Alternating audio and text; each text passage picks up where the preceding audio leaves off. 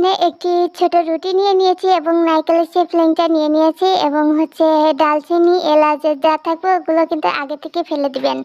তো এমন একটি রুটির মাঝখানে হচ্ছে নারকেলের পুরটা দিয়ে দিব। পুরটা দেওয়ার পরে দেন হচ্ছে এখন এই সাইড থেকে আমি মুখটাকে সুন্দর করে জয়েন্টে দিয়ে নেব। তো এখানে হচ্ছে আবারও আমি একটি ছোট রুটি নিয়েছি। তো ছোট রুটি নেওয়া হয়ে গেলে ঠিক এইভাবে 2 হাত দিয়ে ধরবেন, তাহলে এই মুখটা জয়েন্টে দিতে গিয়ে সুবিধা হবে। তো খুব ভালো করে জয়েন্টে দিবেন যাতে কোনো রকম মুখটা খুলে না যায়। তো মুখটা যদি তেলে দেওয়ার পরে মুখটা খুলে গেলে কিন্তু তেলটাও নষ্ট হবে আর পিঠাটাও নষ্ট হলো।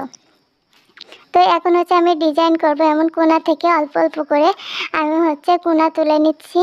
তো হচ্ছে যদি হাতে আটা লাগে তাহলে কিন্তু এই গুঁড়োর ভিতরে আঙুলটা চুবিয়ে দেন আবারও কিন্তু ডিজাইনটা তুলবেন, তাহলে কিন্তু আর হাতে আটা লাগবে না।